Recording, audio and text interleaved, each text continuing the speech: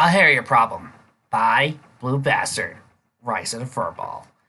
Chapter 28. Paranormal Poltergeist presents perfectly perpetually problem. Applebloom was aghast at what she saw. Ponyville, destroyed. All the buildings were wrecked, most of the windows broken, doors busted in, signs hanging precariously on weak hinges. The overcast atmosphere was probably the nicest thing she saw, even though the color of the gray sky made everything even more depressing.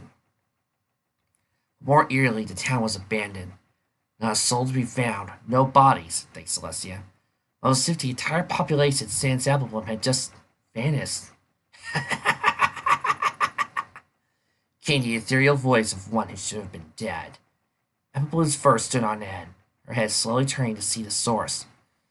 Though she need not have done so, as she already knew it was Fair Fista. Indeed, her corrupted ancestor was there, coming to view out of nothing. At the same time, something was wrong. Her colors were fuller.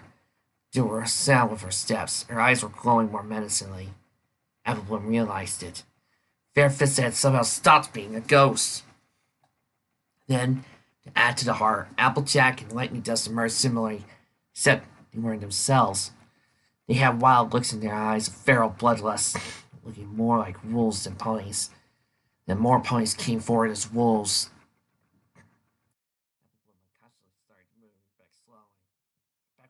Every time a face he knew from town revealed their mutation.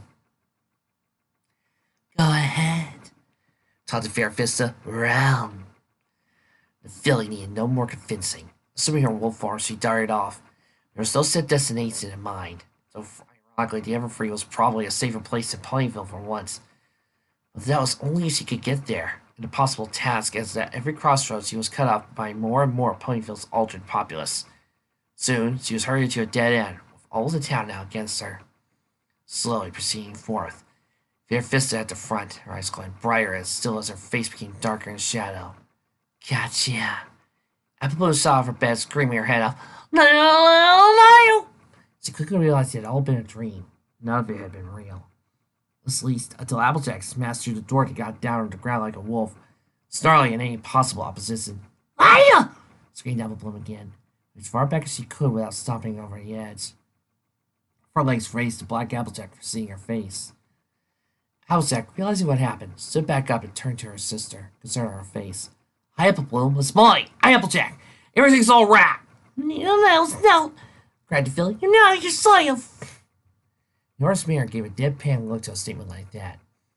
We've been through this twice. Do I really need to spell out to you that just because I'm a werewolf?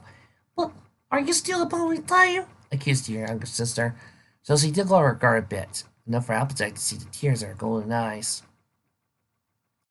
Still behaving in that nightmare of yours? Calmly replied the older one, walking up slowly to the bed. The apple became something like Sable Loam with Fair Fista. Worse. It's like you were. Well, it was your body, but you're not your personality. Like that night when Sable tried how to summon you, whatever. Only instead of simply running off, you went wild with no bear than a timberwolf. Sable lightning death. Sable's, not herself in this dream of yours, too? Asked Applejack, now concerned about this dream. Well, as far as she knew, her genetics had defense against her mind going to the point she would end up like her unfortunate father, who was all sense of self. Lightning Dust, however, did not. It just wasn't her. You'll see the entire tale, exclaimed Applebloom, and fully let her guard down now that she was sure Applejack was a mindless attack dog. Everybody was a werewolf. Only they were all under Fair Fist's order, and saw Ponyville ruins, too. And it was all in a dream. Was his house called Stay? You understand? Applejack reached out and put upon Applebloom's shoulders. But halfway through, not better of it, it shifted back to regular pony form, replacing the more familiar hoof instead. No pony, especially not Fair Fist, is going to come in and destroy a town while turning every pony into wool slaves or whatever. The girls and I, we may not have the elements of harmony, but we don't need them. Twice a princess for crying out loud.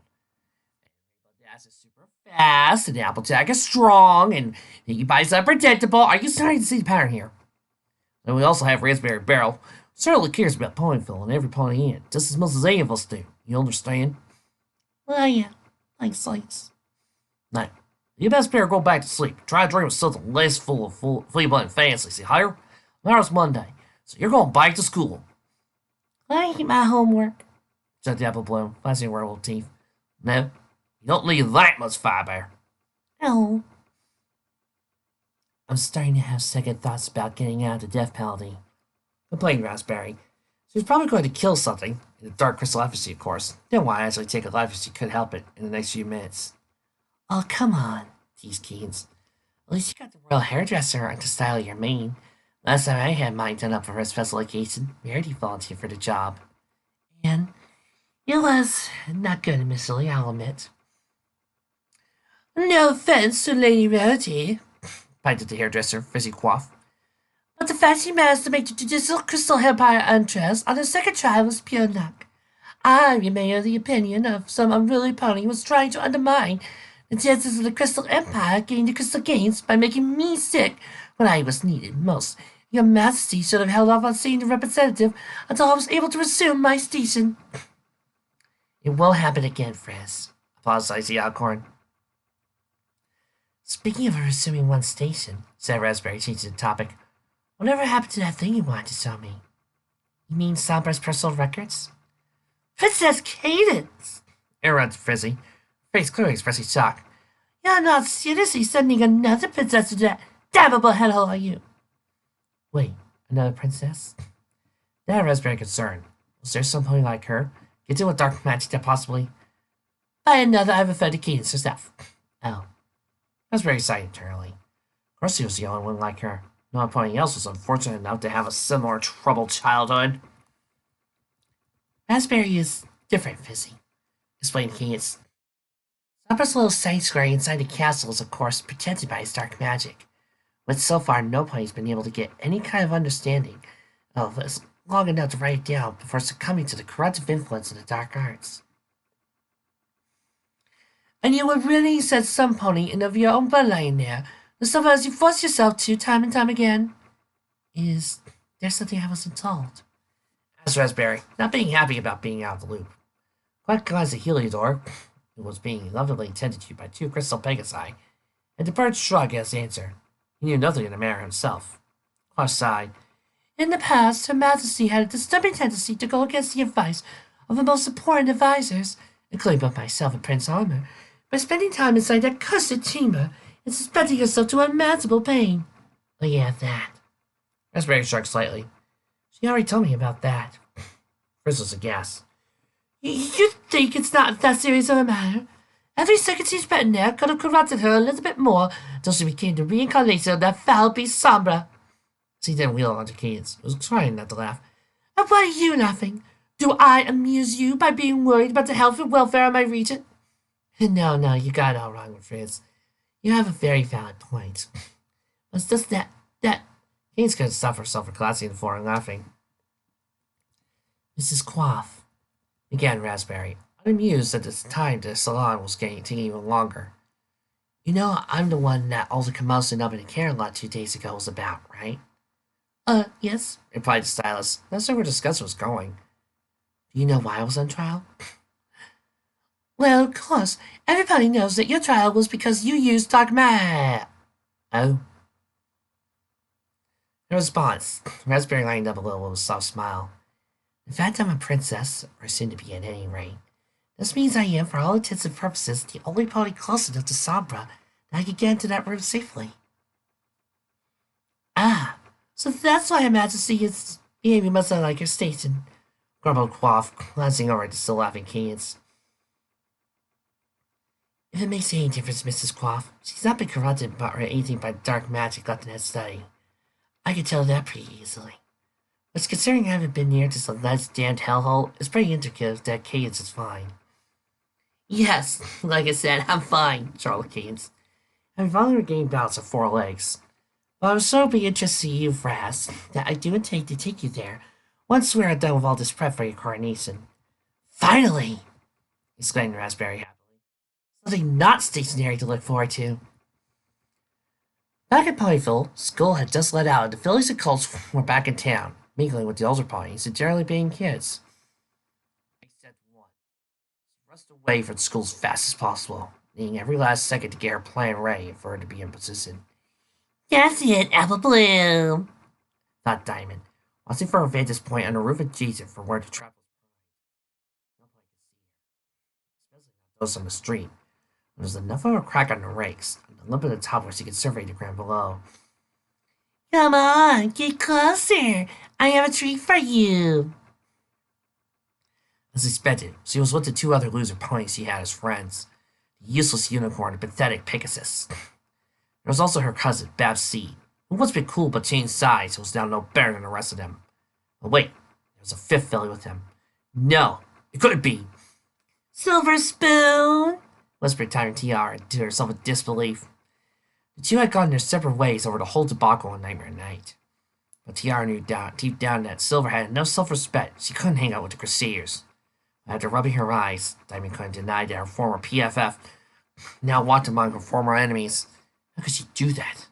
How could she physically betray what had been between her and Tiara? The pig filly was furious. It was clear now that the argument in the schoolyard had been the work of Apple Bloom. First, she sews me up at school. Then scares me half to death in the middle of the night in my own home. Then is allowed to go hang out in Camelot with royalty. And now successfully sold my best friend. Diamond was seasoned at this point. I'm going to make her pay for ruining my life. Right here, right now. Right as the CMC plus trader were near it, Diamond pulled a string. She carefully threaded such that her sensible pulley ensured no pony would trigger it by accident. Yet she could be a safe distance away. Instantly, a small plastic red cup that would have been a regular piece of discarded colors was yanked by an unseen force into a crevice. Out of sight. In its place. Oh, hi, look, said Apple Bloom to her friends. Somebody laying a dagger biscuit laying around. She went to approach it, but was immediately stopped by Silver sticking her foreleg out. Apple Bloom, don't, she warned. I know. Lay ponies eat flowers and hanging other things off the ground. I can't. You want to notice the biscuit before now? Take a look. He's right, Apple Bloom, agreed Sweet. Apple Bloom did as she was told, finding that indeed there was more than meets the eye. There was a super thin fishing line wrapped around the body of the dog tree, the line barely visible in the noonday sun. The string led from the biscuit through a wall just behind the tree. For what purpose he knew not. It was safe to assume Diamond Tiara was somehow involved too. Best to let that sleepy dog lie, said Zezasculu. Agreed. And the balloon turned away from the biscuit, her friends in tow. Diamond Tiara was aghast. Silver, what did you do? Thought the filly she watched her former friend defeat all her hard work. No doubt she was brainwashed or something, since she was actively helping the freak now. After all the trouble Apple Bloom had put her through too. While Diamond was trying to make sense of the situation, she failed to notice Apple Bloom saying hi to her sister Applejack was coming down the opposite way of lightning dust. Only when she heard Dust mention something about biscuit did she realize her trap was about to be sprung on the wrong targets. It would catch an apple, all right, but not the one who was currently a werewolf. She wanted to say something to stop the inevitable, but when she finally worked up the nerve to say something, it was too late. Lightning Dust had pulled the biscuit, only realized then it was merely bait. The wall through which the fishing line was threaded opened up near a trap door, causing an avalanche of dogs to spill into the hapless werewolves. Needless to say, both of them were having uncomfortable flashbacks to when they had been chased all over town during that time of the month. Unfortunately, they weren't expecting it anytime soon, so they are clear for now. Still didn't make it any less traumatizing to have been somehow ambushed by dogs randomly. But for Diamond, her problems were only just beginning as he barely ran away 5 feet before a lightning dust shot out from the dog pile into the sky. I've been looking every which way for a possible perpetrator. Diamond's pink perpetrator as he had no need to be on the very roof and happened to be overlooking the incident site. When Applejack managed to dig her way out of the pile, she looked up to find lightning hovering above and holding a very uncooperative Diamond Tiara. Oh, you cowboy cannon, complained Applejack. Yeah, can't wait to tell Mr. Rich about this one, agreed Lightning Dust. Yes, somebody decided he needed to get in more trouble. Although slight wang, the Crusaders were witness to the trap being sprung on the wrong pony, revelation of the culprit. Now, how did Tiara miss that? Wondered Sweetie. Certainly not going around at night kidnap them like we did with the cats, said Silver.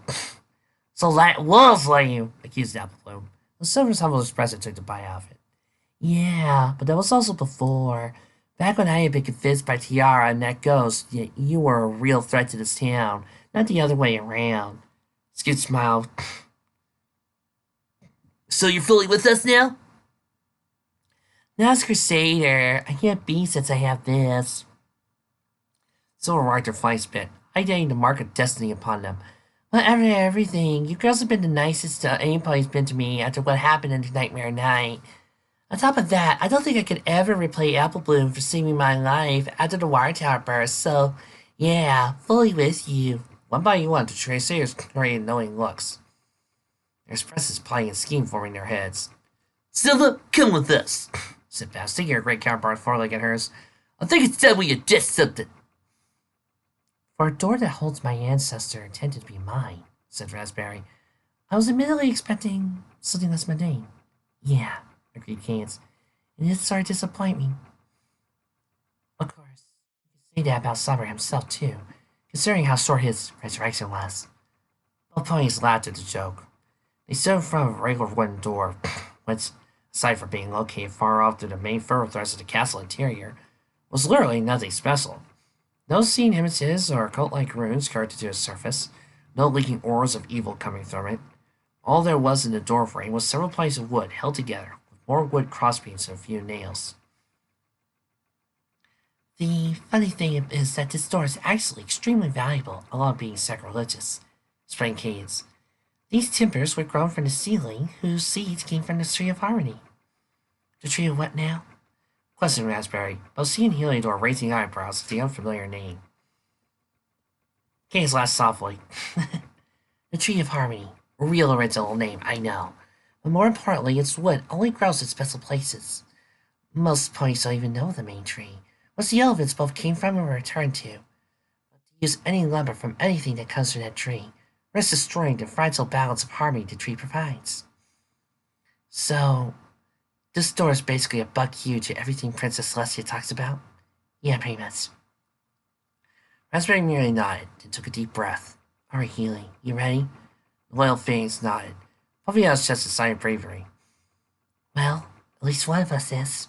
No sense of sticking out around here. Without letting herself the chance to think about it, Raspberry opened the door with her magic and walked into the cursed room.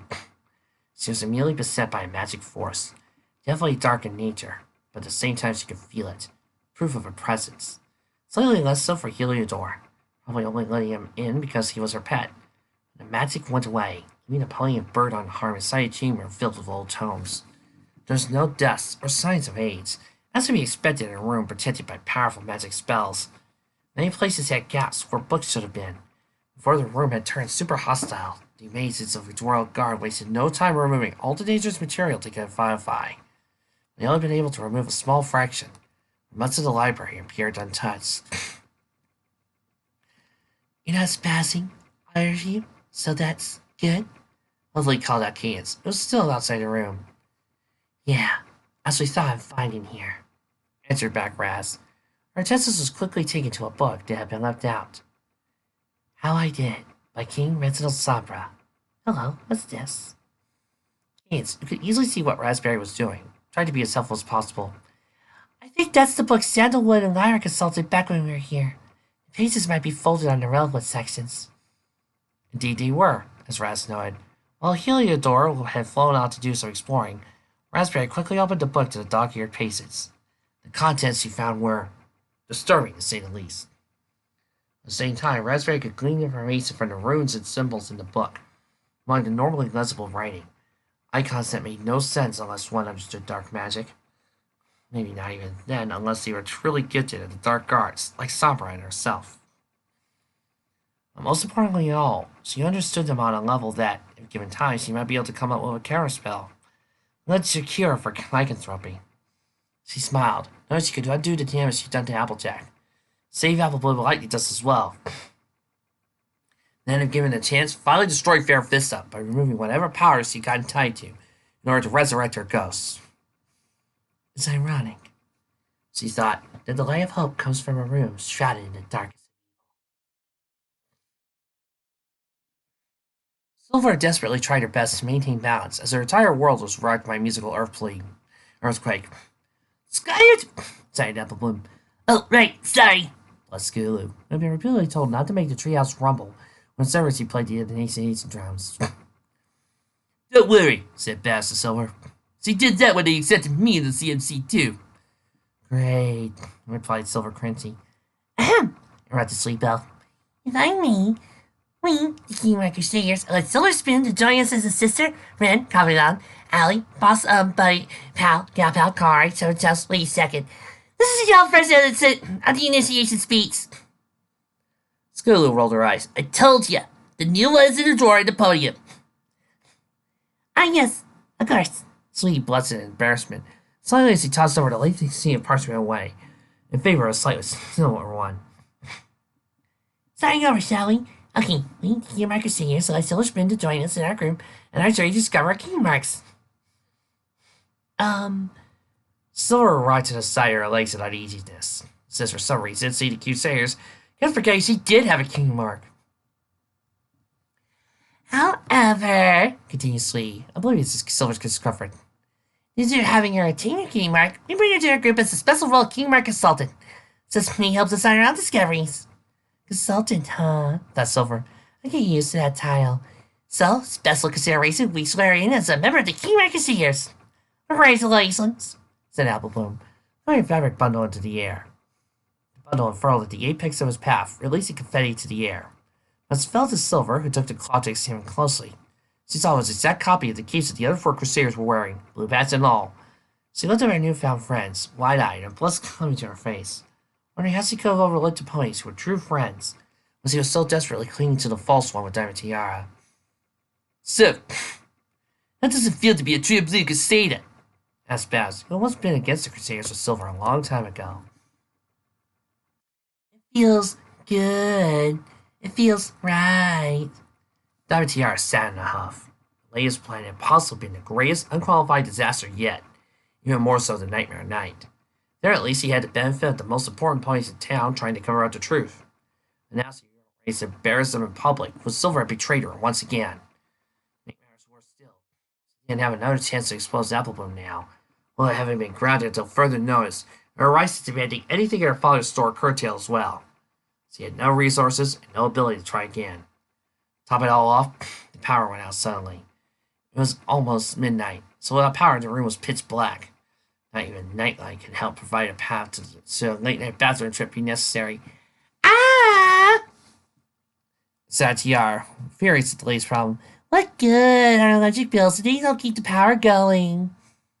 Power is a luxury, one I never really needed myself. Came an old familiar voice from where the door was.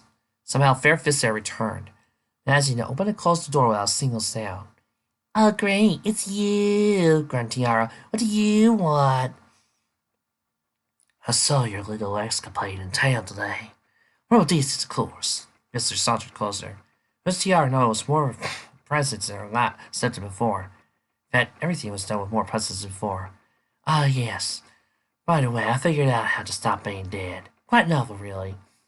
You what? Tiara was shocked. Just one man so become undead without the usual connotations. I'll have to tell you later, but right now we got something more problematic to discuss. You mean like your failure? Tiara immediately reeled back, when Fista clamped her all too real jaws at her. I did not fail because of a lack of skill, snarled Fista. I handled matters to the best of my ability. However, you were incorrect by that gem seller.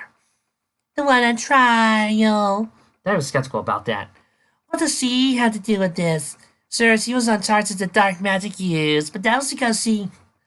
Where do you think she went after that thing with the dragon?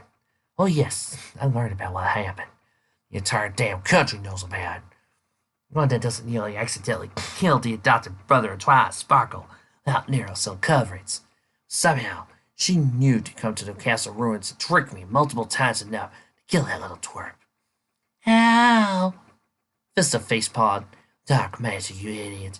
Somehow her dark magic was able to harm me, even though I was ethereal. I had to run, unless he killed me a second time, and I have too much to do before I leave this plane of existence. Okay, that makes more sense, but still doesn't explain how. Again, I'll tell you later. Right now we're on the clock. This lucky Raspberry Barrel is forced to be in the Crystal Empire for a little while, to do with her need to be recognized as a princess of the realm or something. Against us had to deal with the werewolf problems before she returns for good. Wait, problems as in plural? Oh yes, there are other werewolves in town too. What? Yara was shocked. More werewolves is not a good thing, especially since Fista wouldn't have a reason to lie about that. Indeed, something needs to be done. I need your help. Not much I can do for you. I'm grounded. I can't get any resources for you to use. Silver's betrayed us by going over to the Crusaders. And most of the town thinks I'm crazy now. Do you think I'm crazy? Me? Oh no, you're not crazy at all. Frankly, you're the only one who understands what needs to be done. But, well, you can't provide me with there's another way you can help. Yara's eyes glittered as he donned a small, evil smile. Do tell.